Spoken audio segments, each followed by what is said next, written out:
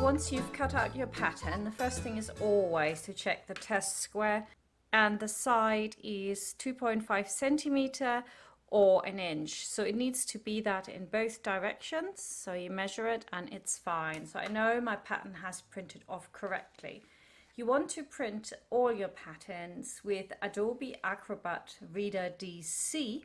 That will then print off correctly. There have been trouble for some people when they try to print it off on anything other than their PC or laptop, e.g. from your phone, etc. So I would recommend that you do it from your laptop or your PC just to be safe, and then choose the option 100% or actual size. Print it off, check it, maybe just print the first page. Once that's okay, you can print off everything else.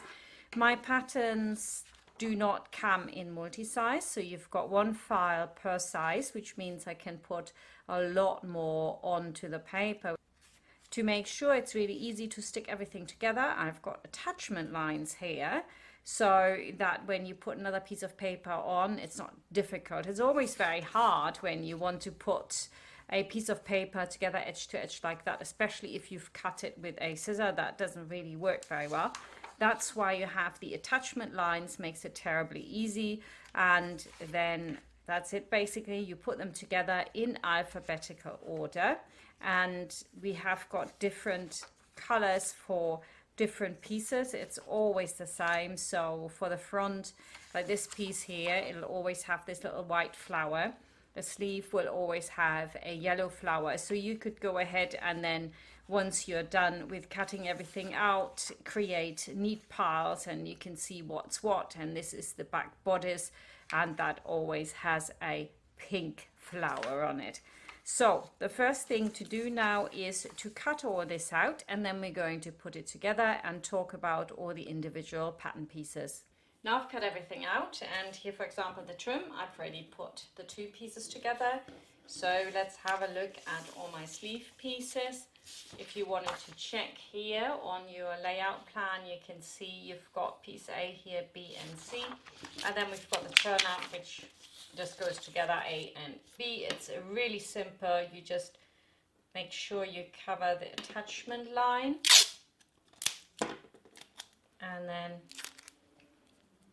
there you go, just pop it together. That's all it is really. It's really simple. Now with my sleeve here, we've got, again, the three pieces. I'll put these together.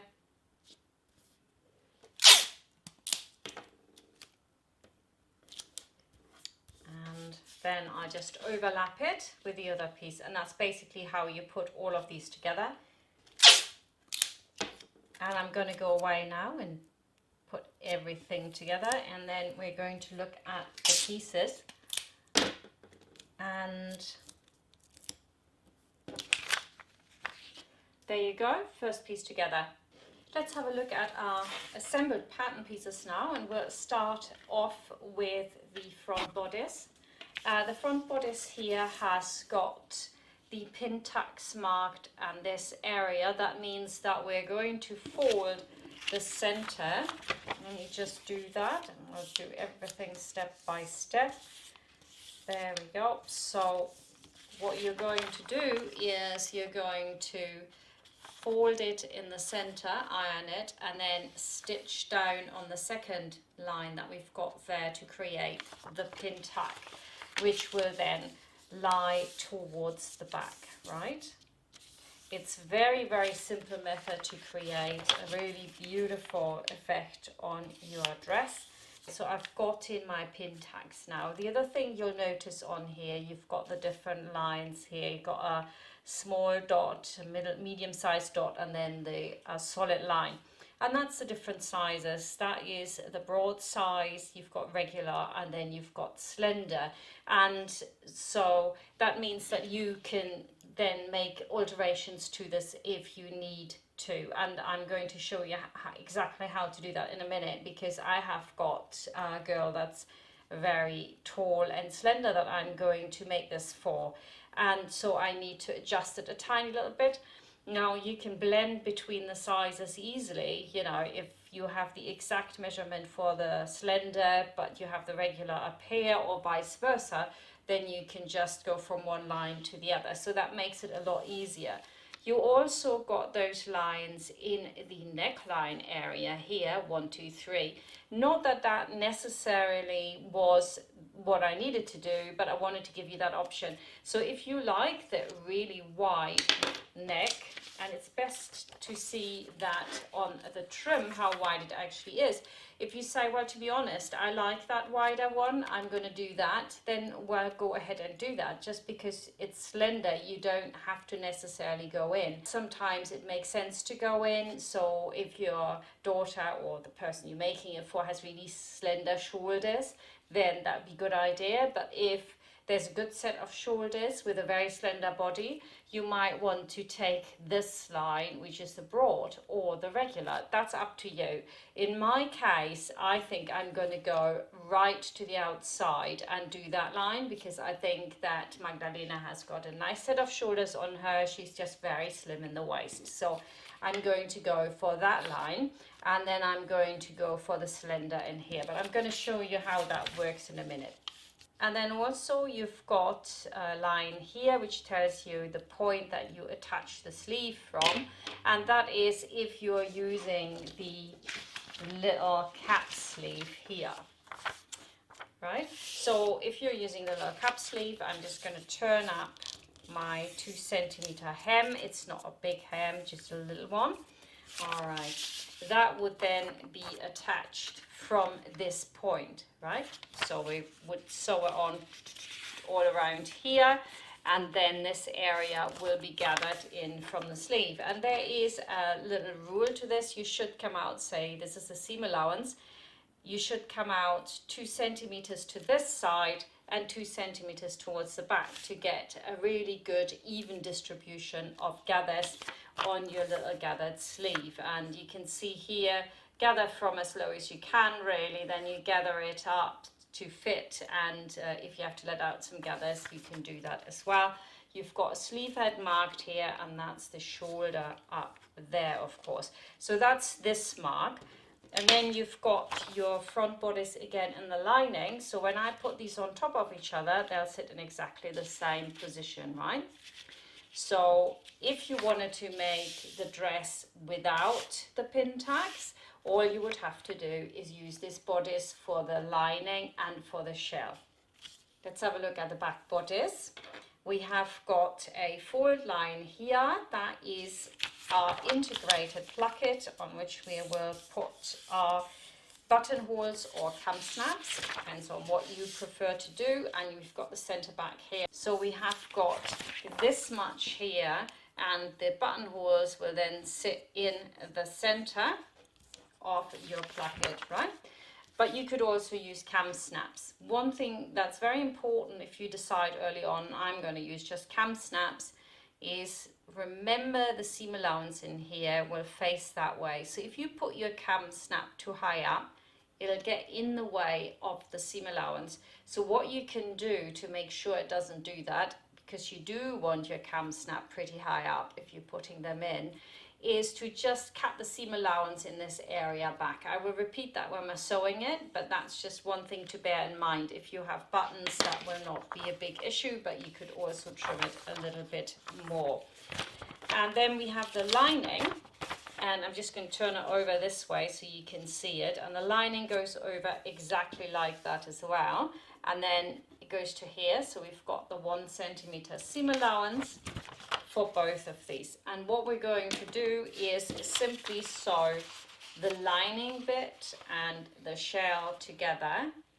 And once that's together, obviously it's going to, fold over like, I'm just gonna quickly do this. There we go. And then when that is folded over like that, it gives you the cleanest look on the inside. It's a very good trick to know, and I thought, well, we'll do it here. I know that some of you have struggled, so let's do this again.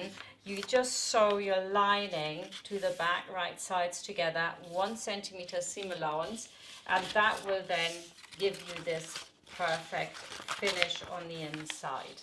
And again, you have the same line here for the start of your sleeve, and the variety of sizes included in there as well. Now the front trim will of course fit on here, so if you make any alterations to any of these lines, you need to make them on all of the neckline. We're going to do that in a minute when I'm going to show you how to find the right size and amend your pattern. Now that was the cap sleeve. The cap sleeve already looked at. It's actually, when you put these on top of each other, they are fairly much the same. They're not much different at all. So whether you have the front mixed up or not is not such a big deal. I've marked the front, but it's more for the sleeve head. The sleeve head is slightly further to the front. So, but yeah, if you get these confused, it's not a disaster. The other option is the beautiful puff sleeve, and if you've worked with my patterns for a while, you are familiar with this sleeve. It's really quite large, which is beautiful, and it gets gathered in the lower end and it gets gathered around the sleeve head, and then we have got a beautiful turn up which will be sewn to the inside here, so the seam literally sits to the outside, and then it's rolled up and it gives you beautiful finish. And of course what you can do here is embroider this. This looks really nice, so you could put an embroidery in this area. You could do that by hand, or if you have an embroidery machine you can do that. There are also extra videos in this course which show you how to pipe this, because I've done it on the Western blouse, so I've added those videos here as well. Or you could use bias binding to finish off your sleeve. There are so many options. So this part here we would cut 2 times in shell, 2 times in lining, and you could use a contrast as well, and then push the contrast out a little bit more to get the full piping. So really you've got a lot of stuff that you can do with this. And again, you've got a front and back here. It's very important that you do not get this confused, because the fronts cut away quite a bit more, and also the start of the gather is further to the front, and then we have the sleeve head here also further to the front. It'll all sit a little bit screwy if you don't mark these points, and that's one of the things you do have to do. Always mark sleeve heads. You need to mark where the gathers stop and start. Here it's not important, you just start somewhere lower down, and we'll remove them when we're done, don't we? But these stay in.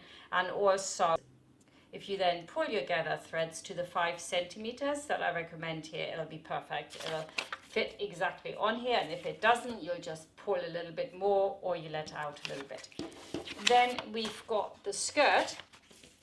And for the skirt, you've got the yoke first, and the yoke can be done either so it's smooth around the waistline, and we've got that here in the different sizes, or you could do it gathered, which means you have a light gather, not a big gather here, just a light gather all around the waistline, which means that you need a lot more fabric for your actual skirt, and we're going to go to that when we talk about the cutting out. And I'm going to make 2 dresses, one with a flat yoke, one with a gathered yoke, and you can then see which one you would like to do once you've watched the videos. I hope you understand everything in the pattern now. The next bit is to find the right size and to amend your pattern. And for that, I've just printed off the sheet and the instructions, which gives me the slender fit. And I have got my measurements, and really it's exactly right for this, so I don't need to change anything. Previously with other patterns for Magdalena, I would always have to make a lot of alterations. The only thing is that her chest is actually 3 centimeters smaller. She's got a 61 chest. Now, there's one thing I want to explain to you, and that is for everyone that is using the little cap sleeve.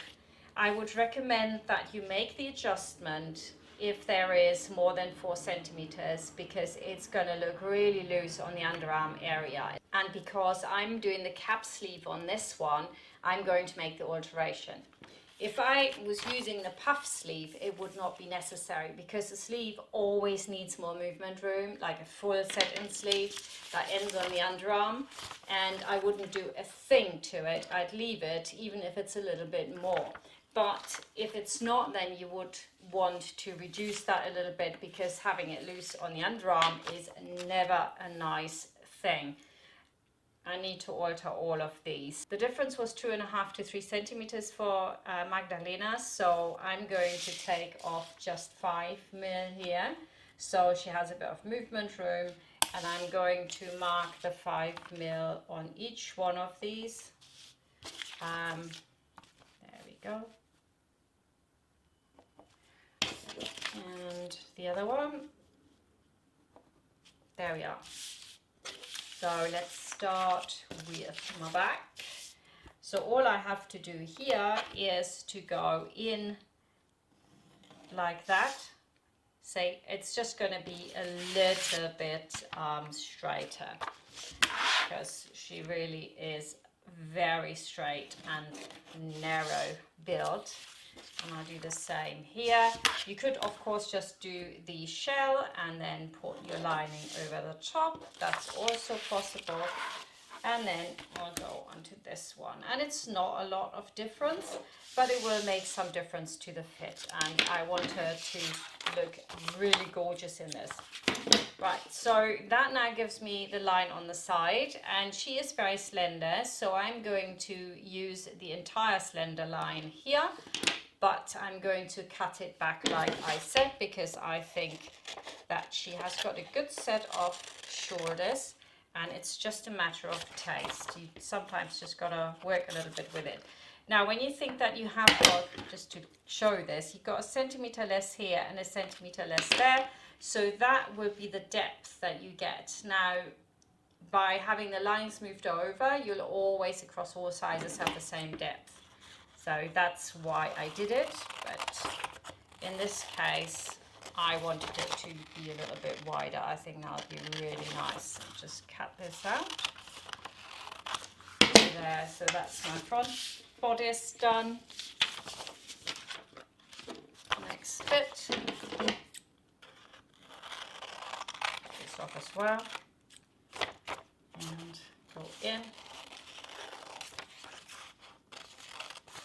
It's actually really fun when you can mess about with a pattern like that. Having these lines on just the one size makes it so easy for you guys to amend patterns and play about with it, and I think that's really important. I always get a lot of people asking me, you know, how do I draw patterns, and I have to really tell you that that takes a long time. And I mean, I take, like you all know, an extraordinary amount of time to get a pattern ready, and it's really is trial and error. But when you're doing it just for the one size at home, then I say, yeah, go for it. I mean, you don't need a business, do you? You maybe just want to alter stuff at home, and I think it's best to find a pattern you really like, mine or somebody else's, and then you just keep going with that pattern. You just make changes to it if you're happy with the fit. Right, so there we go. That's that. See, almost forgot. That's, always have to do it on all of them. So now I've done my 1, 2, 3, 4 bodice items, and I mustn't forget to do it on here as well. That is if I want to put the trim in. I'm not even entirely sure that I am going to put the trim in. And this away as well.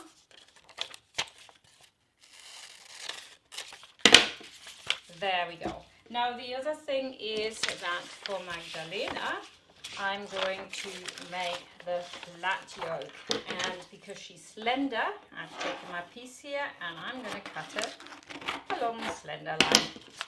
And I can keep this piece, actually, put it away safe, so if I wanted to make the other version of this dress, I have it at the ready. I don't need to print anything back off. I can just sellotape it back together. So a good idea is to maybe put a pin in it and then keep it in your folder as well.